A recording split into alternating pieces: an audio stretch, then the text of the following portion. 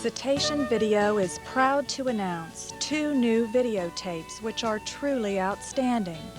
Both are the result of over 800 whale watch trips and 3,200 hours of video coverage. Purchasing these videos provides you with amazing sights and exclusive footage not available anywhere else.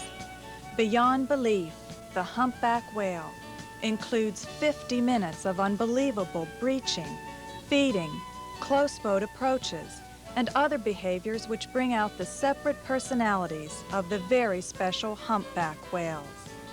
Did you ever wonder what you might see on the perfect whale watch trip?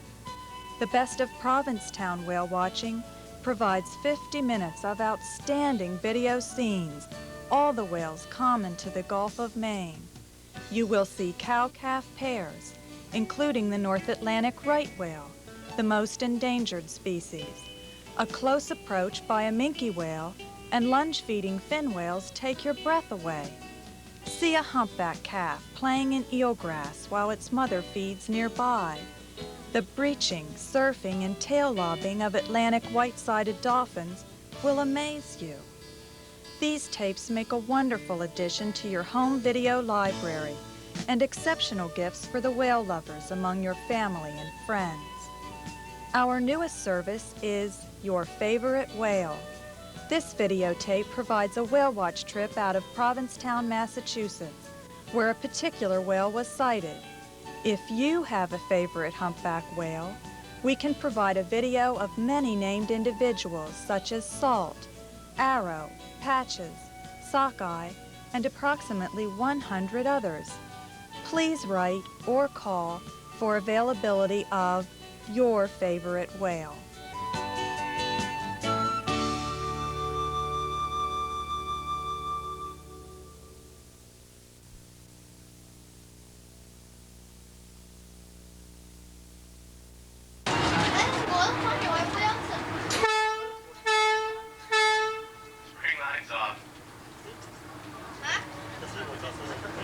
Good morning, folks, and welcome aboard the Dolphin 7. My name is Bart Gilmore. I'll be representing the Provincetown Center for Coastal Studies, the Cetacean or Whale Research Program, on board this morning's trip as your naturalist. I would like to invite everybody to come up and join us here on the upper deck. We're having a brief introduction to some of the various whale species which we have a chance of seeing offshore on this morning's trip. That time we'll also be having a Coast Guard required life vest demonstration. Again, that'll be taking place on the upper deck now in just a few minutes.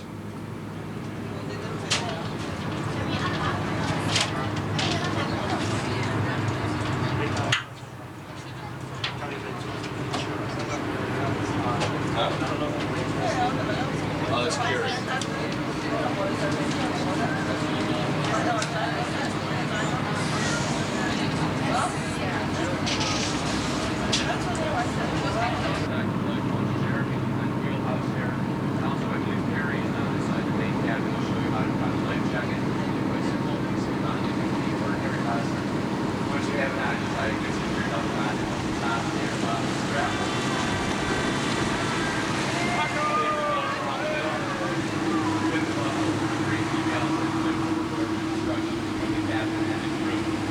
Now, we do have some rules and regulations, very important when you're aboard the Dolphin 7 on this morning's trip. The whales have been spread out or dispersed quite a distance offshore. That means we'll be far away from any medical attention, so I do stress these rules. Please move around very slowly. It's a good idea to keep a firm handhold, something such as the rails or back to the benches at all times. Most importantly, though, we do ask you to please keep both feet on the deck at all times. We do not climb up on the rail, be picked up off the boat, and carried overboard out into the water. David, So please just keep in mind those rules and regulations. We should have a very safe and successful trip offshore. Now, my name again is Bart Gilmore. I'm a whale biologist with the Provincetown Center for Coastal Studies, the Cetacean or Whale Research Program now, since 1982. Now, cetacean, I keep using that word. That's actually just a scientific classification that includes all the whales, dolphins, and porpoises, and is derived from the Greek word kekos, actually meaning sea monsters. There's a population estimate of somewhere between 125 and 250 animals left on Earth currently. Now, the area that we do our studies on the North Atlantic right whales are all those waters included within the hook of the Cape here. known as Cape Cod Bay. We do those studies during the later winter months and early spring when North Atlantic right whales utilize this area as an important feeding ground, a nursing ground for the mother-calf pairs, as well as a very important breeding habitat. But again, they are a very endangered species, right on the point of extinction right now. It's not an animal which we'd expect to see on today's trip, number one, because they are so few in numbers, but also this time of year during the summer months, they've already made their migration much further to the north, to areas up around the Bay of Fundy, just off the coast of Nova Scotia, which is their summer feeding grounds. And the reason I do mention them, though, is if you have any specific questions about right whales at any point throughout the trip, please don't hesitate to just come up and ask. Now, the Center for Coast Studies is a small, nonprofit research and education laboratory. We are located here at the west end of Provincetown. We also operate 2 research vessels directly out of Provincetown Harbor. Now, there's one very important thing to note here. We do not own or operate these Dolphin fleet vessels. We're invited to come on board these trips to act as the naturalists. We do hope in some way that that's enhancing the educational experience for everyone on board. A pair of finback whales, and moving very slowly. We're very fortunate here. Finbacks, usually fast-swimming and elusive whales.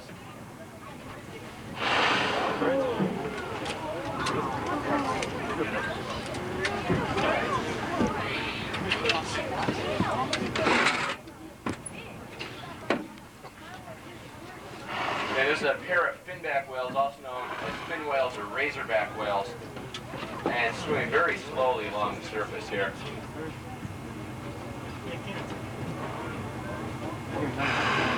I just heard another spout.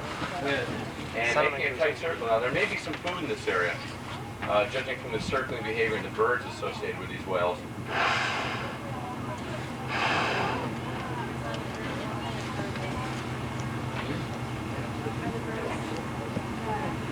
No, area.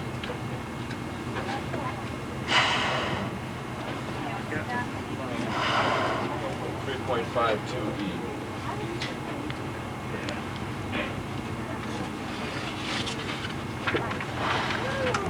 Another one over there. And a different species of whale now popping up here at 12:30. That is a humpback whale. Those are the whales which are the main focus of our research at the center. And it looks like we got a tight little bunch of whales here. They're all circling into the same area. Single humpback. Are you ready? I'll shoot the humpback first. Oh, we're not close enough. I can't get it.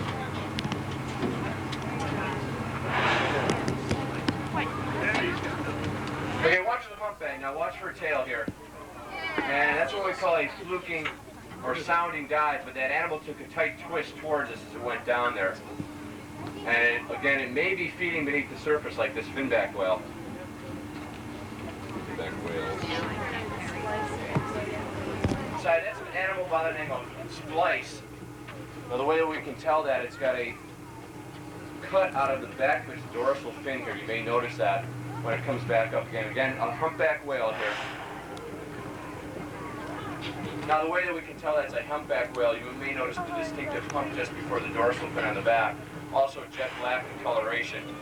But if it comes in a little closer here, you may notice some long white projections at either side of the whale. Those are the long white pectoral flipper. And there's a kick from that tail. Now this whale may begin feeding here. This behavior we know is kick feeding. We're going to have to wait and see here in just a moment. Here at 10.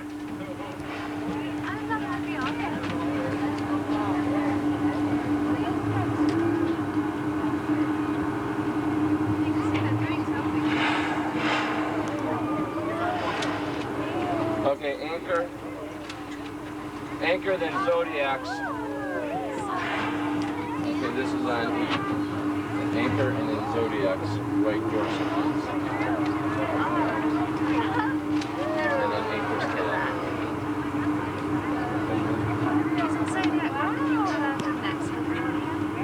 Oh, yes it was. Now, actually 3 humpback whales here. The 2 closest to us, the one with the squared off dorsal fin, an animal known by the name of anchor. Now you may have seen that tail as it twisted down, a very distinctive black central core with white tips. Somewhere in our project that looked like an anchor in the center of the tail there, thus the name anchor. The other animal here with a small hooked dorsal fin going down an animal by the name of Zodiac, all black tail with a lot of white speckling across it.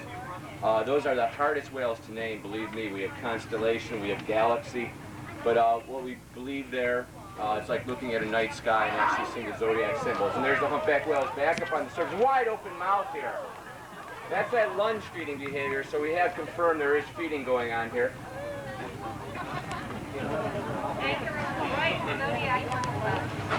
Hi, Sharon.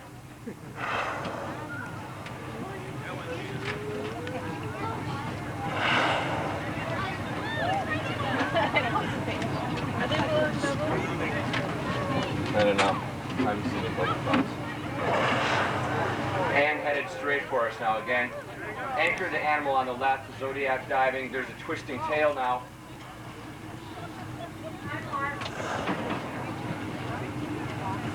Have you seen any bubble clouds, Sharon? No, right on the front of the boat. There's a twisting turn from anchor going down now.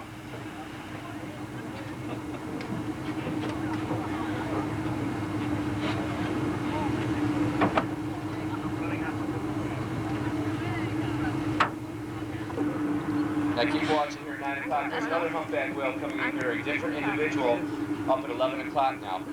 Well, there's two though. And Anchor and Zodiac over here still twisting around, just subsurface feeding, it looks like.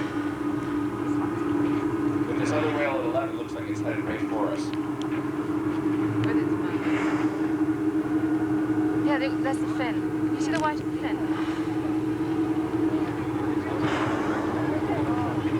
Watch her tail at 11.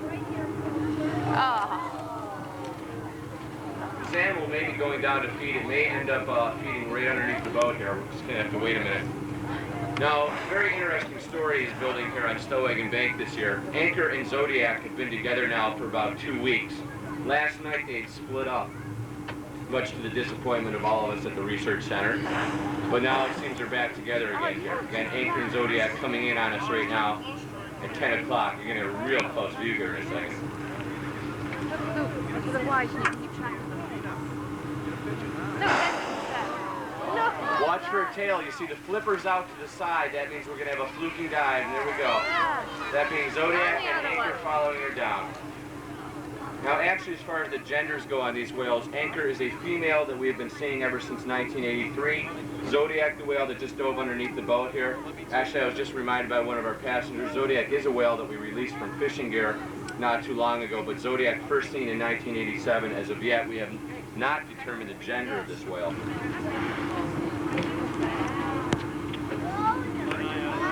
Maybe not. Okay, there was some diffused bubbles there, possibly bubble cloud feeding here. There's both whales again. Anchor now up on the surface. All three whales are together. Let's change the association. So we have a change in association here now. 3 whales together. And there's Anchor's tail. Beautiful, look at that. Really distinctive tail. I think you can get a handle now on how we name these whales and identify them. Those pigmentation patterns, if you can imagine for a moment, are genetic traits for these whales. It's just like a fingerprint in a human. It allows us to follow these animals throughout their entire life history.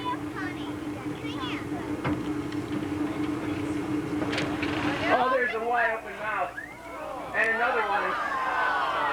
See the baleen hanging down from the inside upper jaw? Just snap that jaw shut. You can imagine that tongue's coming up now to squeeze all the water out. Beautiful views there. And that whale just hanging in the water there. Probably enjoying munching on those fish right now.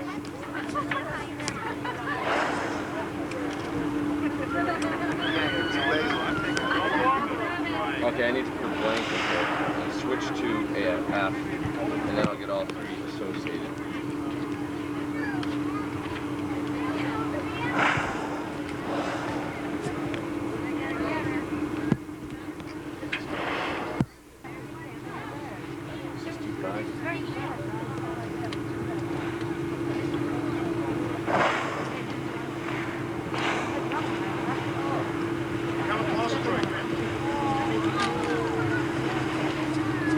Now, I was talking before about the bubble cloud. Humpback whales will blow. Anchor's got a beautiful way of going down there, flipping that tail over backwards. Very helpful in terms of the research for photographing. Here come again. Bubbles again. Okay, bubble cloud coming up here alongside whales, just shutting them off beneath the surface. Okay, they've split up again. Oh.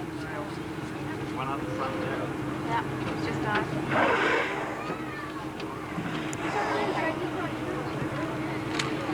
Okay, Anchor and Zodiac's dorsals been together. Shoot, so we never got to do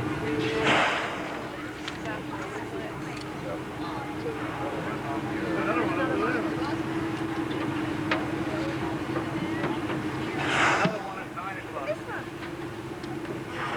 Yeah, that fourth humpback whale, that should be spliced over there, is now up on the surface at 9. Coming right underneath the bow now.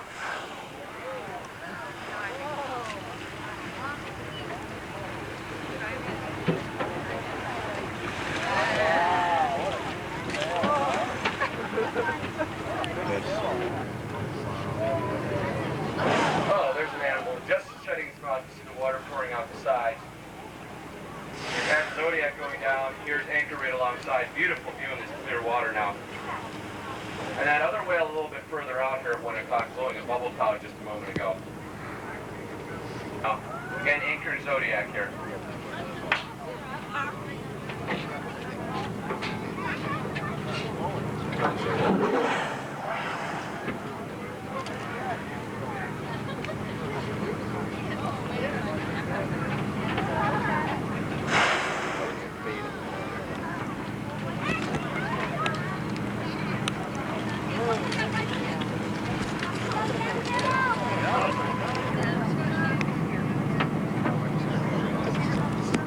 Huge bubble cloud over here now, one underneath the bow here, very close, but one further out here, that whale looks like splice feeding through that at 11 o'clock.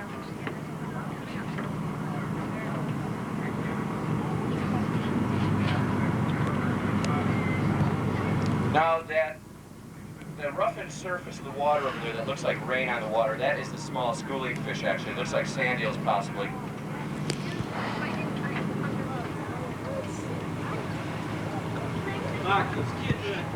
Oh, yeah, you guys, you gotta stay back behind the rail. And the captain's gotta be down, look down through the rails here.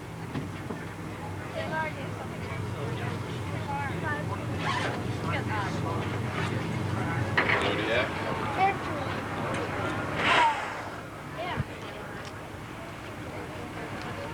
When they get their back real thin and they get up real high, that's when the tail's gonna get up. Oh great, they're going that way. Bubble cloud, right there. So we want to make a note. Oh, there's a whale. Zodiac. Right alongside, there's the mouth saying.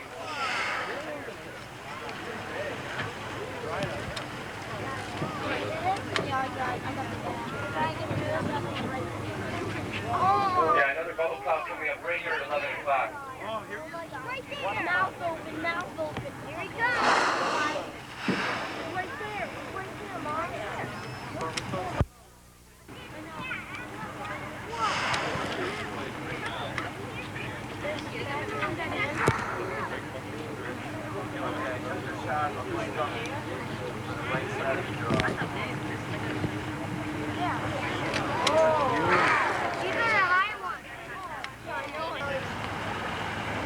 Oh, side lunges here, the animal's rolling right over. This gives you a great view.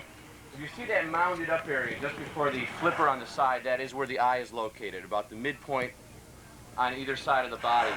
Also, when these animals are lunging and rolling like that, you may notice a whole series of grooves down the stomach area from the underside of the chin, actually extending to the animal's equivalent of a belly button. Now, those are what we call ventral grooves. This group of whales that have the grooves, humpbacks, finbacks, and minke whales in this region, are known by a Norwegian term, the rorqual whales. Now, rorqual means pleated in Norwegian. And those folds on the underside of the belly are like folds in an accordion. When the whale is feeding, you may have already noticed, those fold outwards, just like a balloon, and they allow the whale to take in 2 to 3 times the normal volume of fish and water and diving right underneath the bow now. Now, things are going to get real tight here in a moment. We have splice feeding right alongside here at 9 o'clock, just dove in alongside the boat. Movie camera.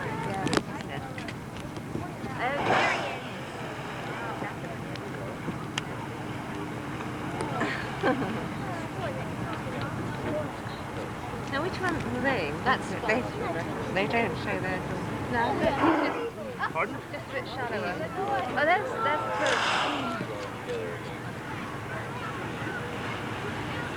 That's 2 or 3 over there now. That's sweet. Is that very nice? What do whales smell like? What do they smell like? Look at the comment I made earlier about smelling whales. Yeah. No, I don't want to describe it. This kind? Like rotten fish. Is that anything? Like counting It has to do with probably the fish oils in their body where they've been eating a lot. So it's in their Or breath? possibly bacteria that's in their breath.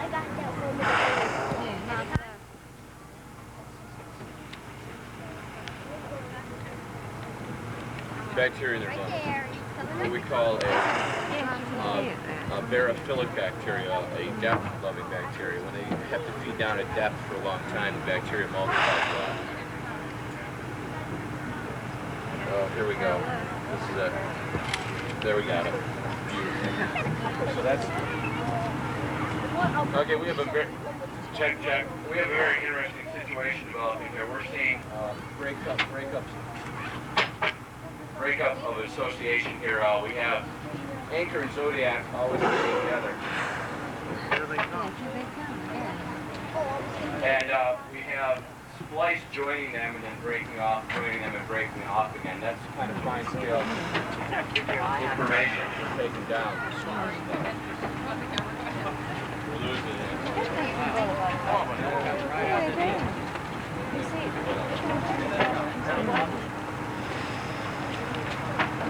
And one of these whales just go over here.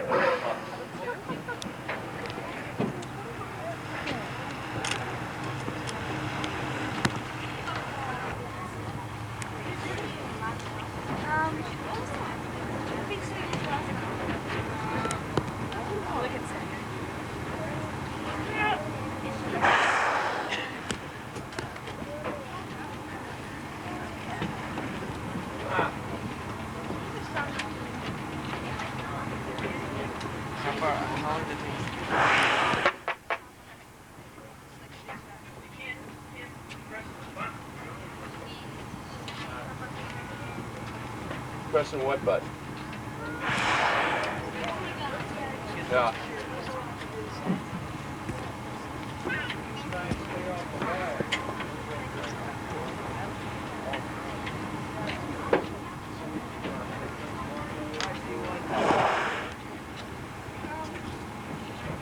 Malou, look. Okay, I get it.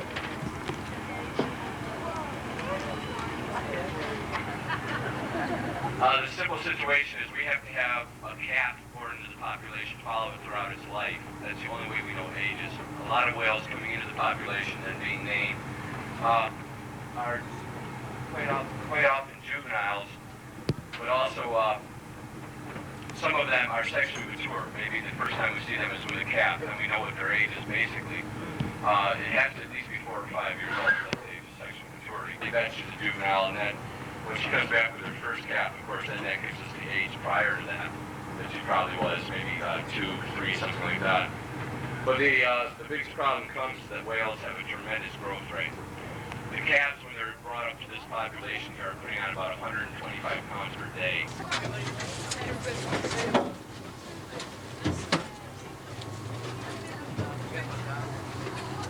I just saw a big catch of bait on the surface. Right with the whale there? Well, no, just side.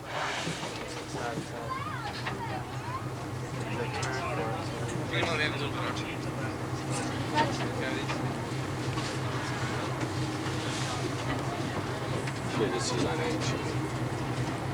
Oh! Were you giving the mic?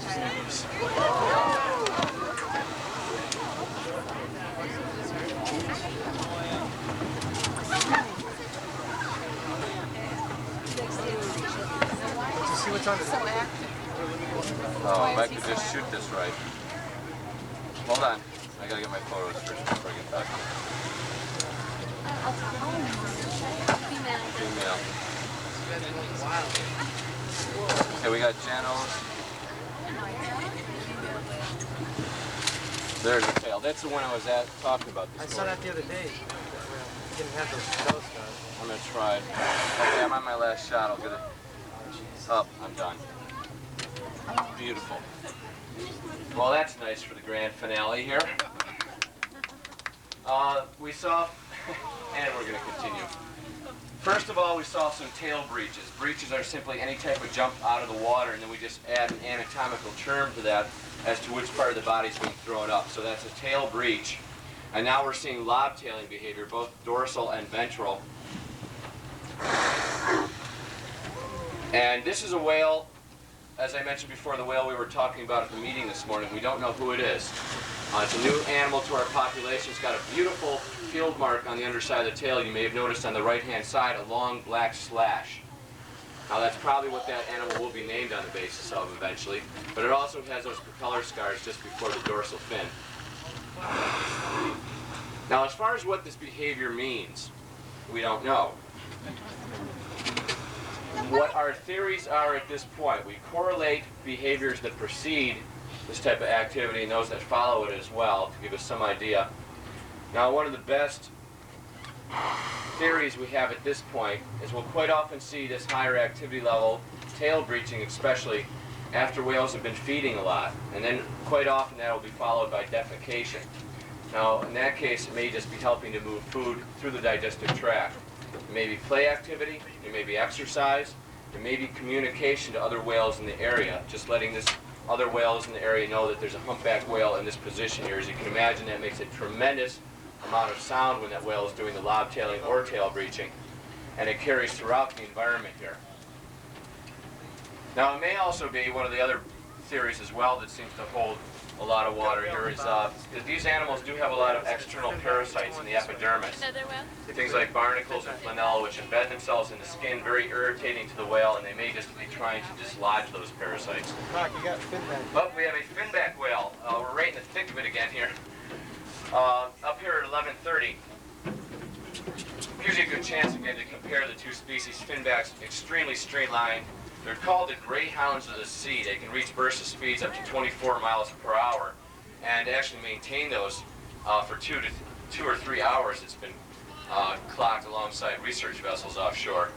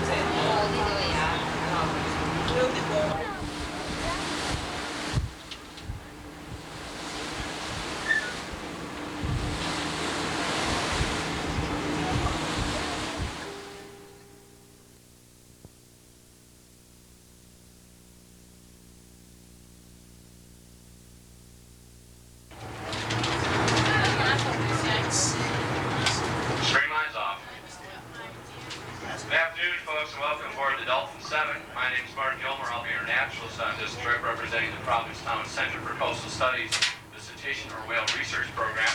We'd like to invite everybody to come up and join us here on the upper deck. We'll be having a brief introduction to some of the various whale species which we have a chance of seeing offshore on the afternoon trip.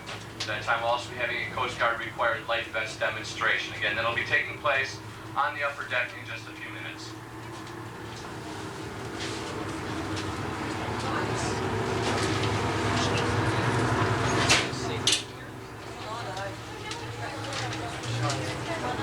Sean, okay.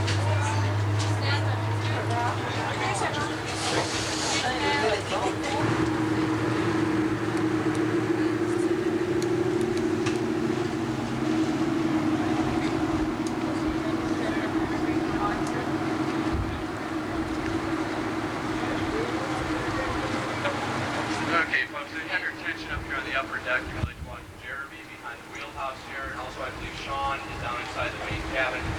So I'll show you how to put on a life jacket. It's really quite simple. Just slip it on like you would any ordinary vest. And once you have it on, tying a good secure double knot in both the top and the bottom straps. Take the belt around the middle, flip the buckle on the ring, and you'll be all set to jump overboard with instructions from the captain and the crew. Now, most of you are probably first-time whale watchers out here, and people do tend to get very excited when they see whales. Please avoid the temptation to climb up on the benches or the rails anywhere around the boat for a better view of the whales. If anyone is a cigarette smoker, we would request that you smoke only on the lower deck and outside. Please no smoking either inside the main cabin nor up here on the upper deck. This material grows down from the gum line at this end, pretty much the same way our fingernails grow out from the cuticle, and then is worn away at the hairy or fringed edge here. This material is actually composed of a protein which we know of as keratin. Keratin being the same protein our hair and our fingernails are both composed of.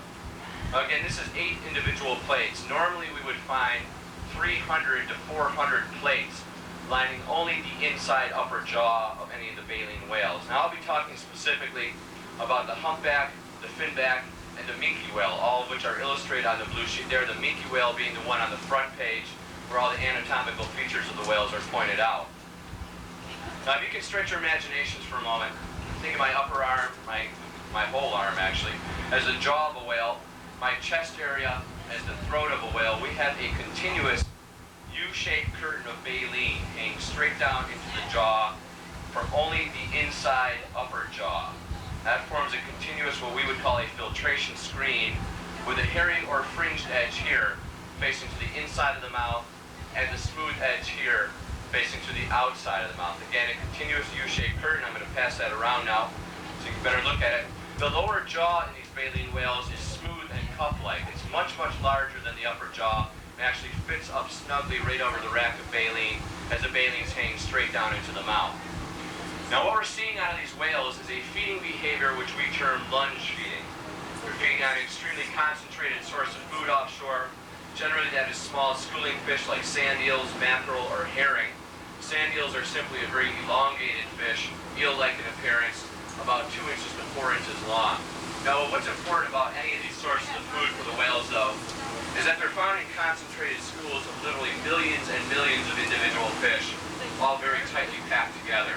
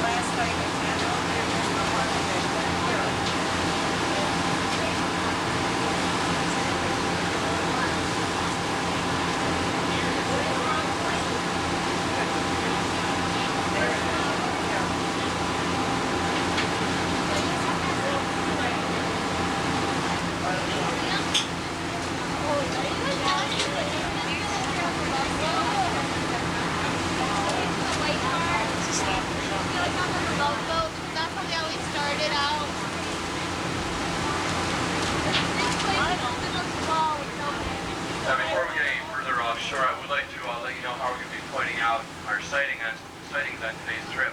We will be using the hands of the clock bed, the center of the clock being the wheelhouse up here on the upper deck.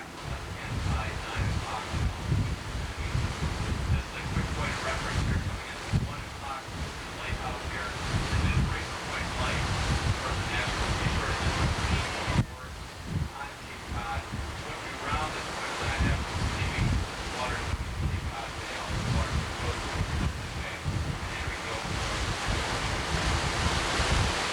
Humpback whales, we also give them common names as well. Yeah, that may be a deeper dive here. Yeah, there goes the tail down. It's one of the most distinctive characteristics of a humpback whale, raising that tail high in the air as it goes down on a deeper dive. Now again, we've named over 600 individuals based on the pattern on the underside of the tail. Now that pigmentation pattern ranges from all black to all white. Actually, most of the animals in our population have a combination of black and white, and that is a genetic trait for the whale. Just like a fingerprint in a human, it doesn't change throughout their entire life. So it does allow us, by photographing the tail every time we see the animals, to keep track of these animals' entire life history. Now, believe it or not, what you see going down there, that's a calf. So that makes the other whale that went down the mother. What this is actually is a very special pair of whales. I'll say a little bit more about them when they come back up to the surface here. Again, this family is unusual in that the calves are named as derivatives of the name salt, but usually, in most cases, they are named on the basis of the pattern on the underside of the tail.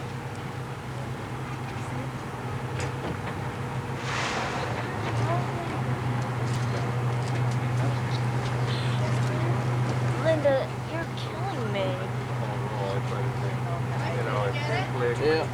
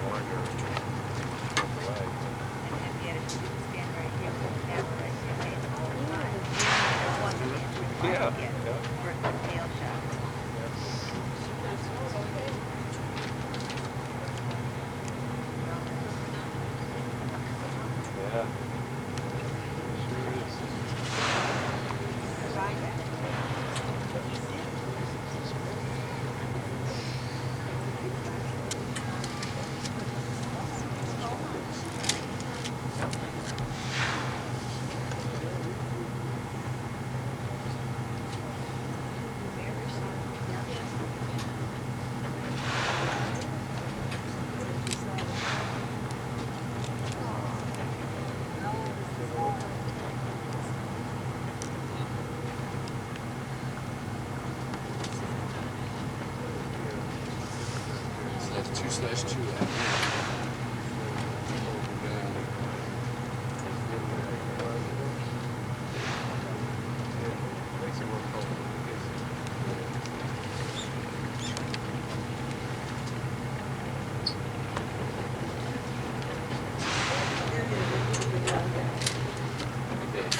Left dorsals of both, followed by.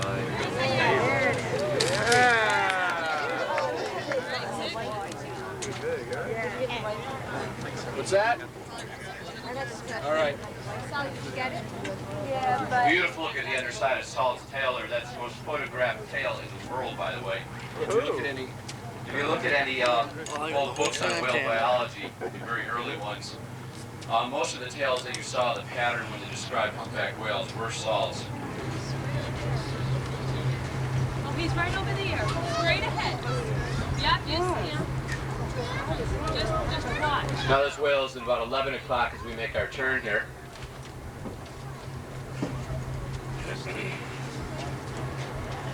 There he is.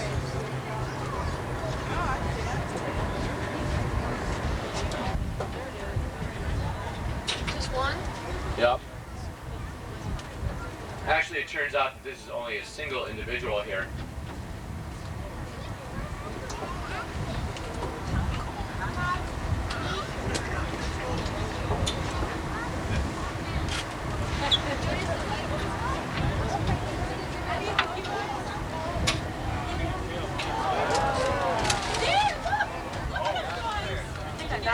Okay, that animal back up on the surface now at 12 o'clock. Now the way that we tell these are humpback whales, the very distinctive hump you may notice in front of the dorsal fin there, but the long white flippers on either side sometimes showing up when the animal comes closer to the surface.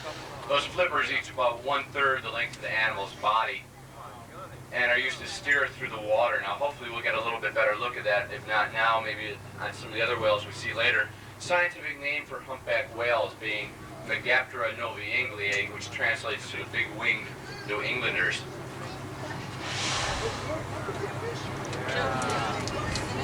Well, we'll try for the dorsal.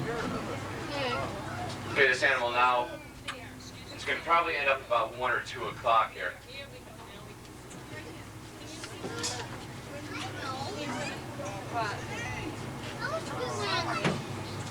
That brings them up.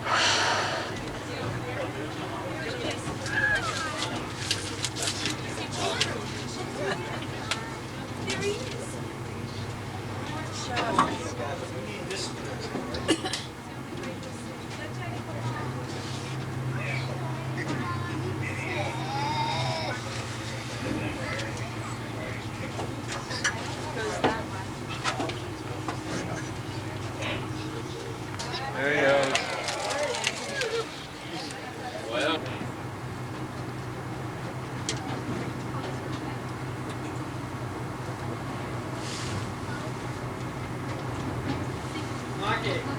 Yeah. Let's take a little run to the east and see if we can find some. Okay.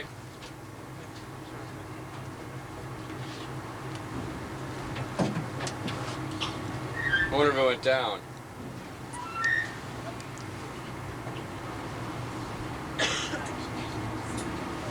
Okay.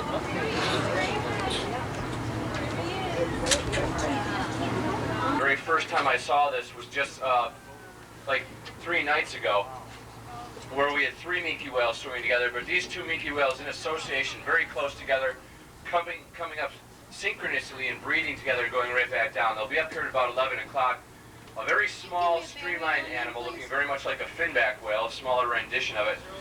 Real sad situation though here, folks. I hate to bring up depressing subjects, but minke whales, the smallest of all the baleen whales, are the most heavily hunted on Earth today. The reason for that is because we have just wiped out the populations of the larger whales. And now those nations involved in commercial whaling, if they want the whale products, they have to go after these tiny whales. Yeah, look at that out there. That's a 2/2 and linear.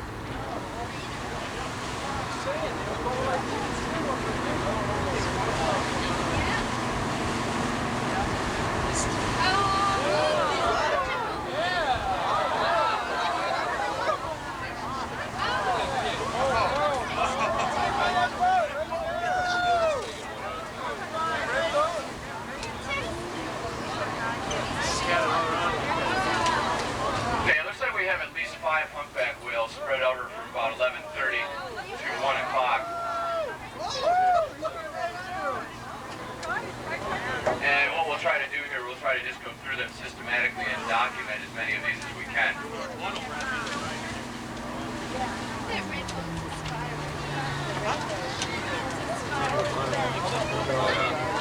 There's back up there before too, yeah. They're all back. Notice that? Really? You see those two on the right? A lot of them inside too. They're all scattered. They haven't been around. What's the last time around? Last week. Yeah, after that storm, we lost all the whales. Okay, there's 2 humpbacks in association up here. So these are the ones we're working on first.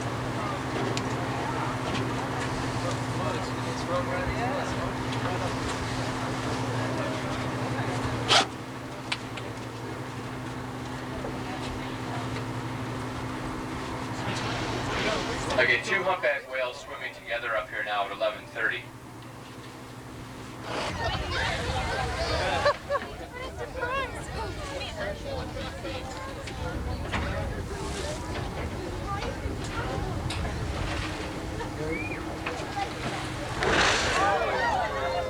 And a beautiful looking finback. Oh, 2 finbacks together. And they're multiplying. Now again, these tend to be very elusive. That's about the best possible look you can get at finback whales right there.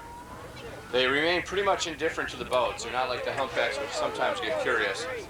And there goes the humpbacks down at 12 o'clock. Well, now arching the back and going down at a deeper dive at 3. The humpbacks up ahead of us now.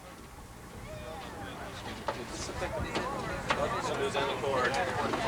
Way out.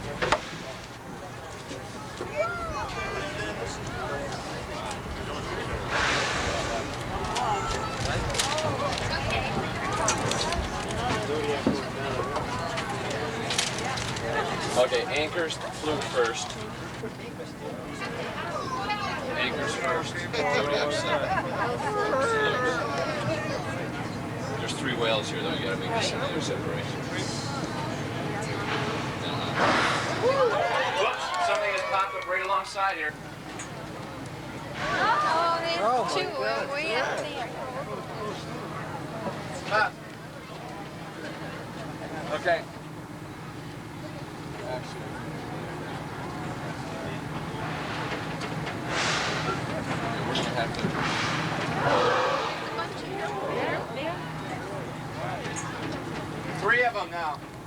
Yeah, Zodiac and Anchor popped up on the outside of them there. So they're still.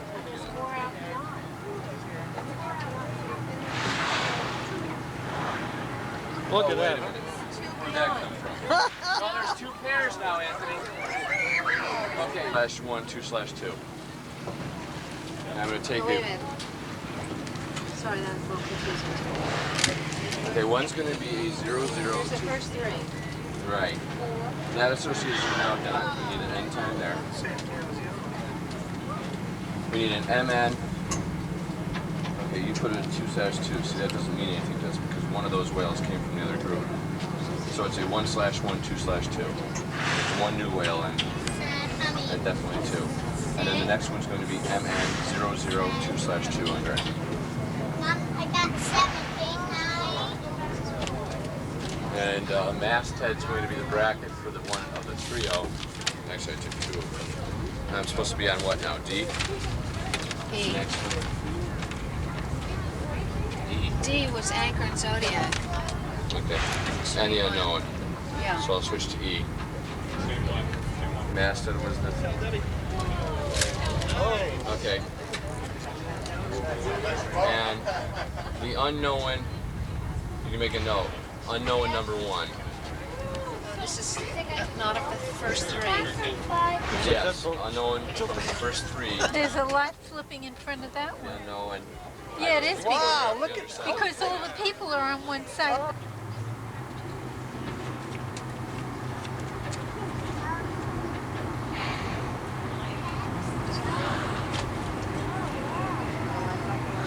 Yeah, that's Anchor and Zodiac over there, and these are the 2 I'm working on here.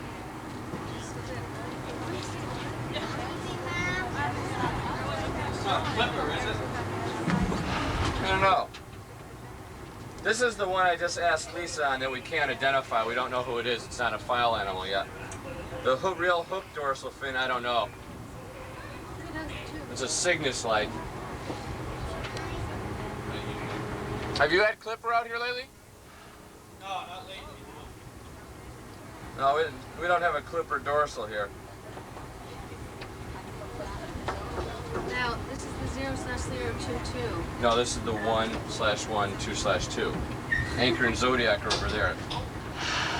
We're working on the one I just wrote down. You all right? I just wrote this down. 1/1, 2/2.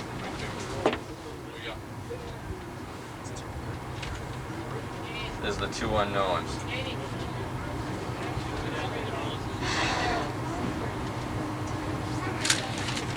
Oh, that's a lousy shot. Wish they'd come up together. This is the one you can make a note. The unknown here. Propeller scars in front of dorsal fin. It's not Nurse, is it? Where? Right here? Right here. No, this is that whale with the propeller scars before the dorsal that we haven't been able to tell. I don't know who the hook is. Nurse is a calf, right? Okay, shot both of them together, left dorsal fins together.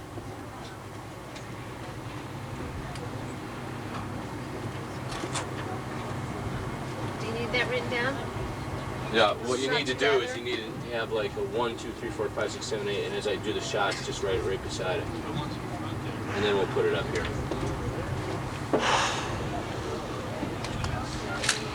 Okay, a left of the propeller scars.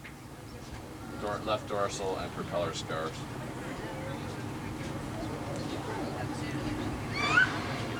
Oh, and a. Look at that one later.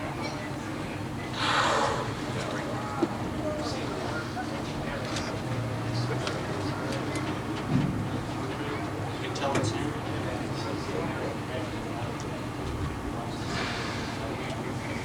Keeping a very low profile now, though. Now you may notice across the back of this humpback whale that just came up with the rounded dorsal fin, a very distinctive striped scarring, white scarring across the back. That's caused from a propeller from a small boat. And unfortunately, we do have a number of whales hit out here every year, especially finback whales, because they tend to move around very fast and surface very rapidly, sometimes right in front of boats. Problem with small boats out here, though, they do move around much too quick. And also because of the high frequency sounds created by the engines, it's very hard for whales to directionalize on them.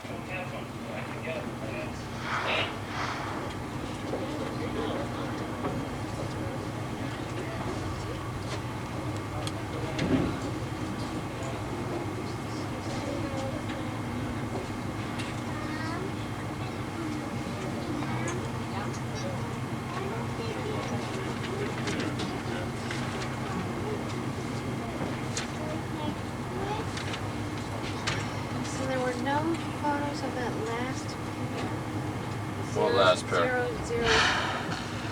No, because it's definitely anchor. I'll take one in just a minute once we can get a tail on these two.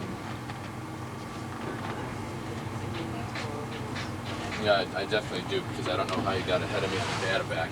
That's what I was wondering. Let's see. What's wrong? What are you worried about here? See, we had 3 whales.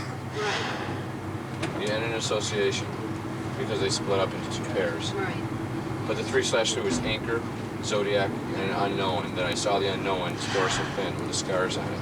Then I knew that the one unknown that split off joined the new one.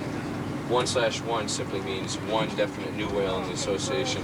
2/2 means 2 whales are definitely there, and it means that one came from a previous sighting. 002/2 means no new individuals whatsoever. 2/2 under that meaning 2 whales from the previous sighting as well. And we're gonna get. We already have. That's the tail we already have. But we're still shooting on E. This is the tail I so desperately need. The second one. I'm not sure I get anything out there. I took a shot of the door, the fluke. Oh, he's nice and close. Oh.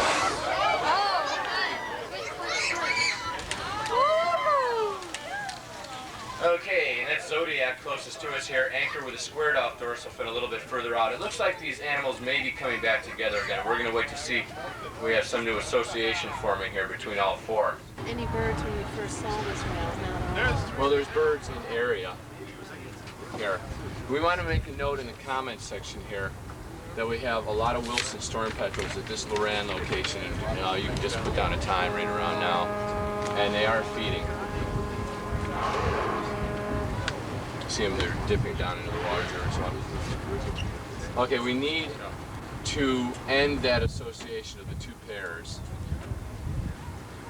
And it looks all 4 have gotten together again. Yep. Okay, all 4 whales definitely together now on the surface here. Now, as far as what this means, we've been seeing linear surface travel from these animals for quite a while, some distance separating the 2 groups. It could possibly be these animals are just moving from one feeding area to another, searching for a large concentration of food. But there is a lot of productivity out here in terms of microscopic plants and animals, because we can see these small black birds with the white rump patches. They're Wilson storm petrels. They're actually dipping down into the water with their beaks, taking in microscopic animals as zooplankton and filtering them out through hairs hanging down from the upper beak, pretty much the same way that the whales filter fish from the water. Okay, what I'll do here, we're on F. And what did you say about ending it? Something about ending it. Yeah, that association ended between the 2, the 1/1, 2/2, and the other one ended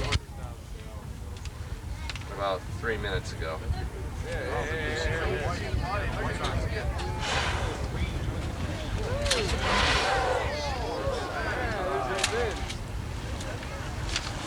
Okay, I covered 2 of the 2, let me see. This is a group of 3 now. 4. 4. The 2 groups have come together. Now here's Anchor and Zodiac. See, 2 groups.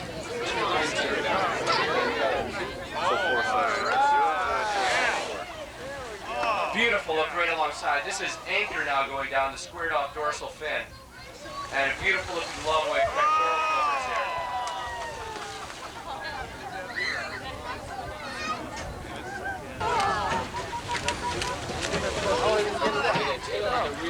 dorsal fin is all black. Just before it came up, it was dorsal. But if I get one that's really good. Okay, stop. How much longer are we going to be out here? I don't know.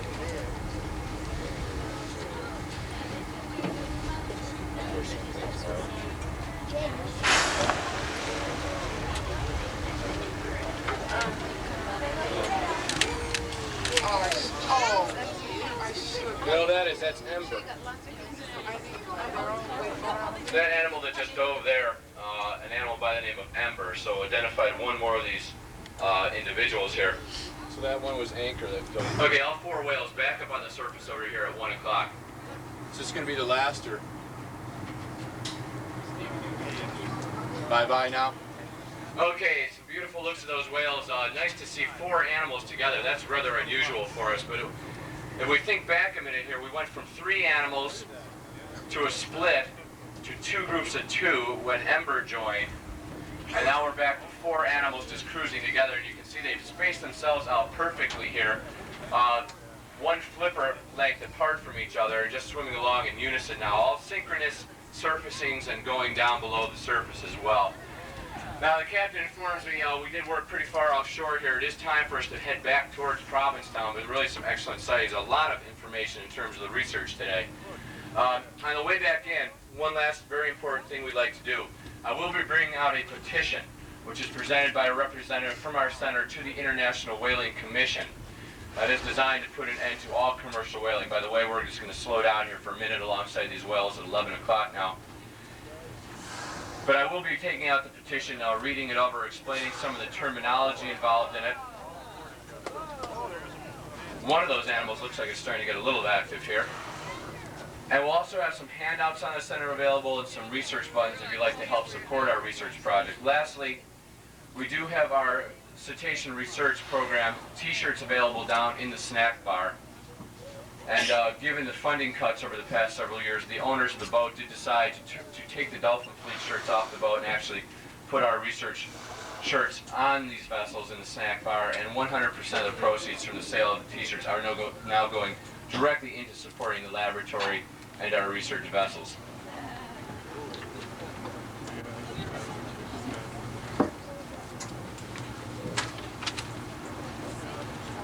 Let me see, I never gave you a bracket for F, right? Okay, what I will do, we'll wait for 1 second. I don't know where Ember's gone to her. That's...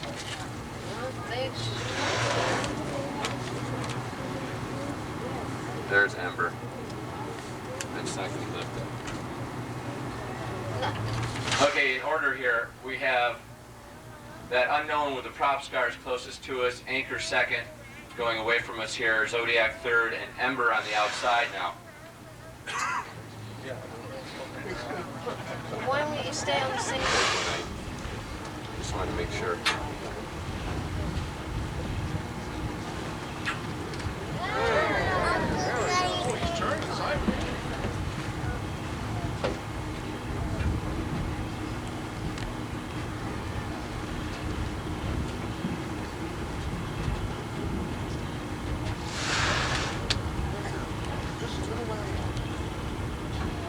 I don't know if it's ever going to show it.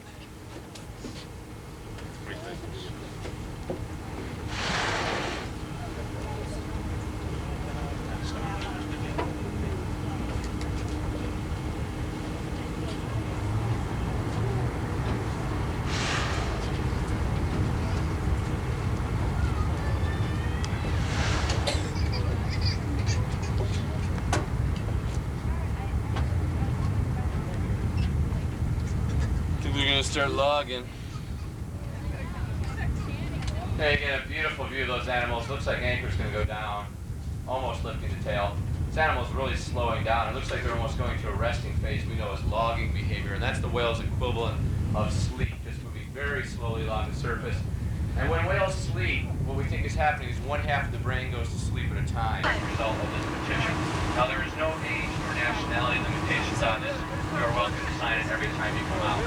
One other thing I'd like to say in respect to the petition, as far as protecting coast and marine ecosystems, using our information at the Center for Coastal Studies, through 16 years of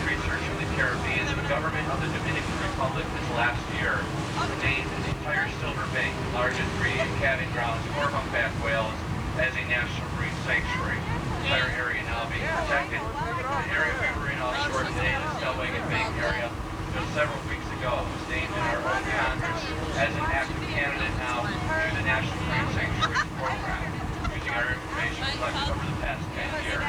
And that will hopefully be in effect for the next 1 year period. That they proposed about a half a year ago, making sure that we will find the places that are still in the bay, make a gamble, to go up here, very funny, Provincetown, Dolphin, and so that's brought us into campus back, take the sanctuary program. Okay, if we go by the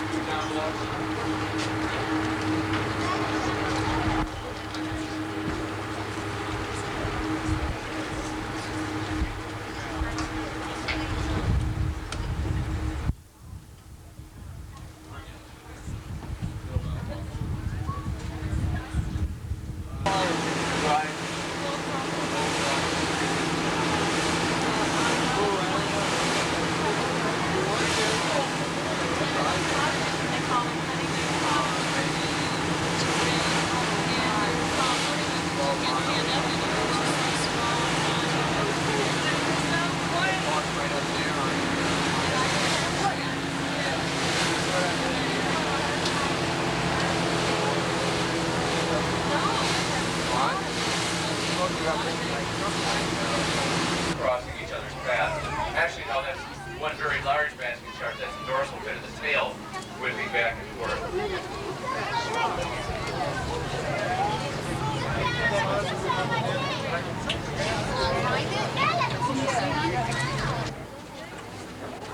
Extremely rotund, no dorsal fin on the back, and what it is doing now, you see this slick area on the water. It's swimming along with its mouth very wide open, taking in microscopic animals. It's got a split in the front of the baleen. It's got two racks, one on either side, and by plowing through the water, it filters out the microscopic animals on the fringing on the inside of the mouth, which is finer than human hair. So you can also imagine why we want to protect this environment here. If you have an oil spill or anything, you could just wipe out the entire population of right whales.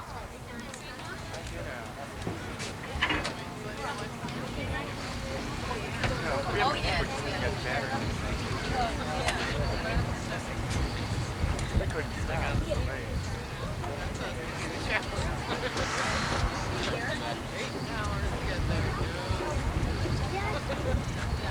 I know where mine is. Up to about 55, 60 feet. So not too much dive. But twice as rotund. Shaped like a football.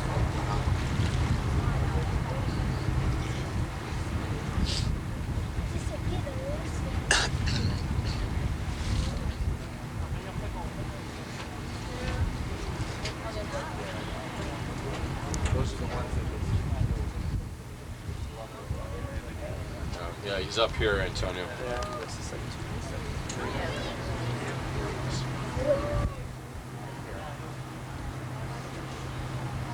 Come on, baby. Come close to us. Oh, yeah.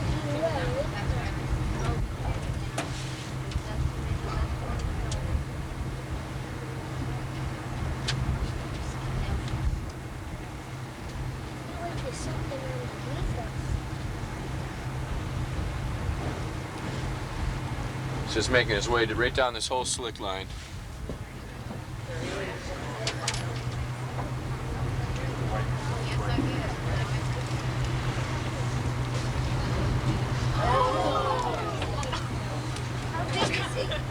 Probably about 55. He's making his turn. Yep. Okay, he's turning back along this slick. Now, right whales function just like lawnmowers out here. With that mouth wide open, they'll go back and forth. Okay, made a complete turnaround then. He made a zigzag there. You saw half the tail come up. But he is skin feeding, as we call it now, with the upper jaw well above the water at times. Again, taking in microscopic animals, just like those basking sharks were.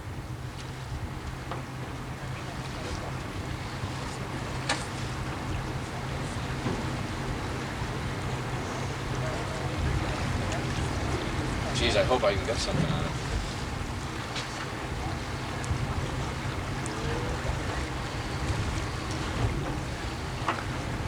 Now you can see fairly easy to track these right whales. There's a whole series of what we call footprints or fluke prints, these smooth circular patches, whales swimming just beneath the surface of the water. And those are being caused by the upward thrust or the power stroke of the tail as the animal's driving itself forward. Now right whales' tails can be as wide as 16 feet across.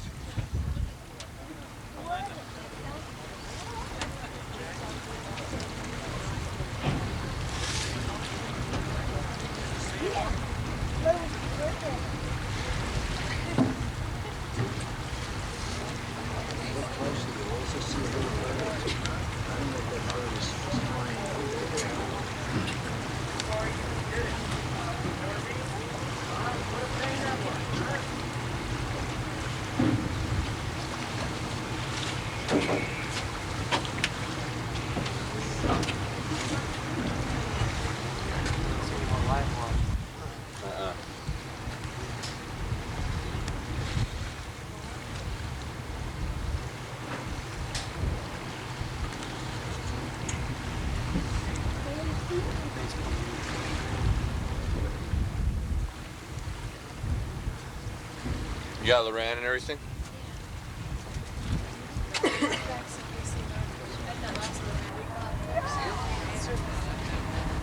And it looks like it may go back to skin feeding here. The head's still up on the surface. Right there. It almost looks like the whole head.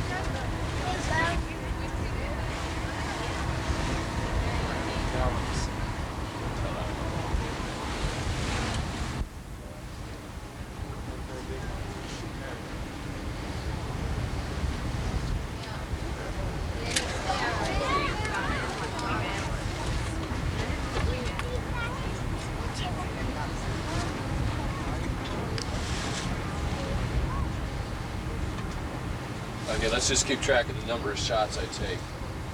That's one. He's covered. Oh my god.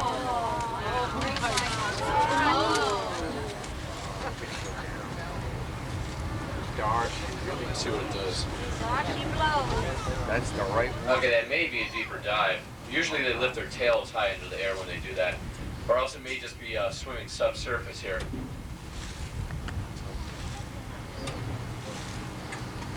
Jeez, I hope it comes. Foot clock. 2 o'clock.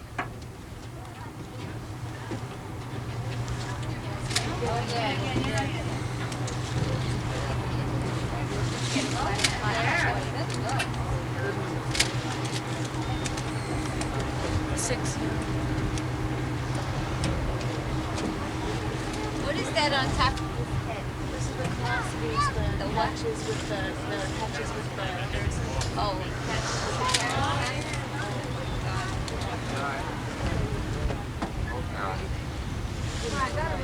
Tail go up? No, he's on the surface, Paul. there he is.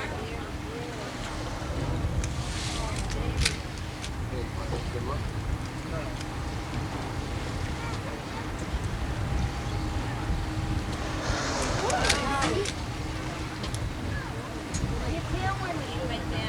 No, we didn't. Still on the surface. Maybe we'll get a sound dive.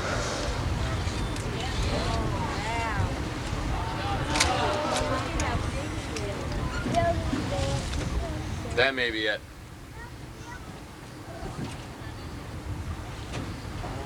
much better look that time. It has what we call a continuous callosity, that long band of roughened skin along the top of the head there. And also you may have noticed down a little bit further from that what we call individual islands of callosity. And those will run underneath the chin and along the side of the head as well. And believe it or not, the way that we go about identifying the individuals, and we take these photos back to the laboratory, they are blown up very large, and you can actually look at the tiny margin edges of those callosities to identify the individuals. The whale we know very well, that's Elkhorn. Elwood? You may wonder, what does he know? That's Elkhorn. Well, you may notice Elkhorn here has a deep notch behind the dorsal fin. At some point, Elkhorn had some contact with a vessel or something offshore and had a wound. Actually, that wound was a little bit deeper many years ago. We first saw an Elkhorn about 5 years ago. And it's healed up beautifully now. Watch for a tail here. And if you see that black side, you may notice very streamlined, elongated whale with a tall sickle-shaped dorsal fin. Very different than these humpbacks, which are very rotund, black in coloration, have that distinctive hump before the dorsal fin, thus their common name. And also we get a closer look at the very long white pectoral flippers, each 1/3 the length of the body, one at either side.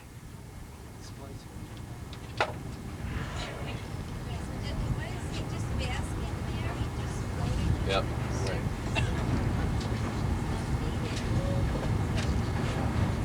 And that animal on the bow, by the way, is an animal by the name of Splice. And two of the easier whales in our population to identify. Splice has a notch out of the back of its dorsal fin.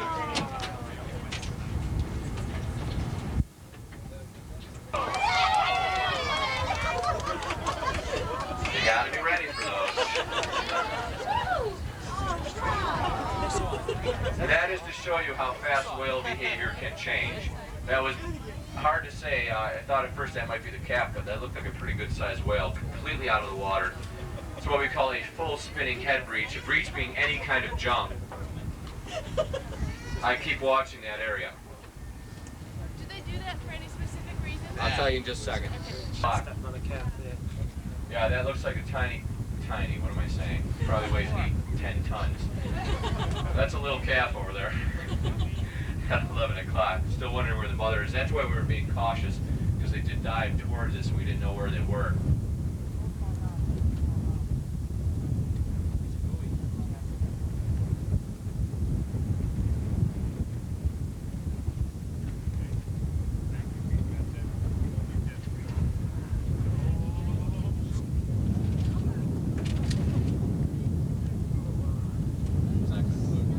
Okay, I got a right dorsal fin with real lousy shot. Looks more like compass. Maybe. Right dorsal possible mother. Now these are bad shots. You maybe know that this is, we're losing light.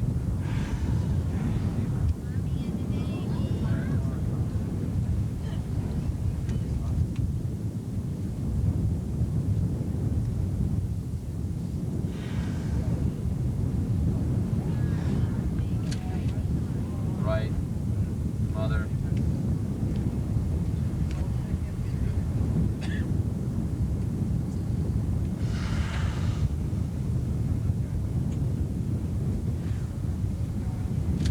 Right cap. Okay, we're going to hope we see a tail here to get an ID. Now we've got shots of the right-hand dorsal fin. Of course, that'll tell us who it is back in the laboratory. But out here, we really need to see that tail pattern. You may notice how distinctive these different dorsal fins are, especially the cap. There are a lot of white scarring on it.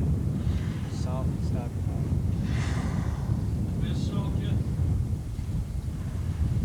You know who this is? It's midnight. Yep. Okay, got an idea on that one. Nothing on that. We have a female by the name of Midnight here.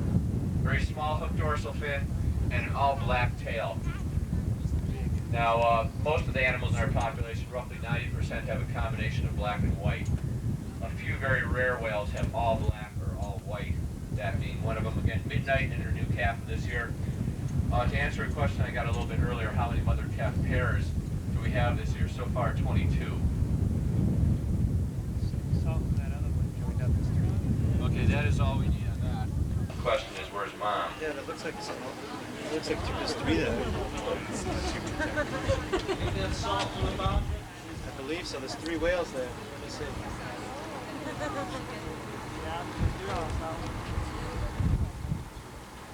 Now I'll give you a bracket on midnight cap.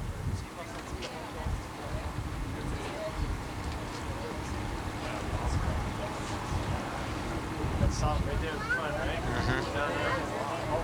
And there's salt and bittern and some other whale up there at 11. It's now over here at 10 o'clock. The question as to why they do this full spinning head breaches or any type of breach to jump out of the water, it's the same as why they do flipper slapping or lobtailing, slapping the tail down, or the long wave flipper. We have a number of theories. We don't know much about whales, believe me. We're answering the most basic questions here by doing our American recapture study and our behavioral studies. There's Mom. Again, that's midnight there. As far as those high activity level behaviors, first of all, whales do get a lot of parasites growing on their skin. They have very sensitive epidermis. They don't have a hide of any sort. But things like barnacles and planella embed themselves in the skin, probably very irritating to the whales, so they may be trying to dislodge those. It may be play activity, it may be exercise, it could be an aid in digestion, because after we see whales feeding out here for many days, quite often we'll see the breaching, especially tail breaching, throwing the back half of the body out of the water. Quite often that goes on for a period, and it's followed by defecation. So that may be helping to move food through the digestive tract. It also may be communication of some sort. So you can imagine jumping out of the water, a whale weighing many, many tons, landing in the water makes a tremendous amount of sound. And it just may be a way for whales out here to keep track of one another. I think we've probably covered as far as number goes.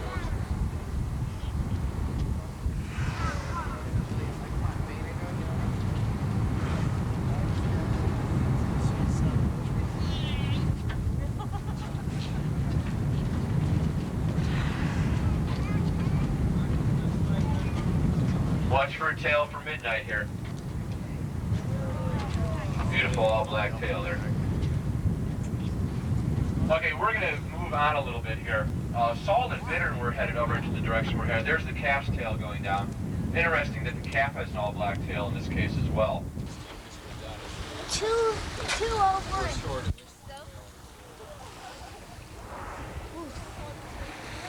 Real close. I said it was 202. Left dorsal. 2-0. Well, did you hear it? Did you hear it?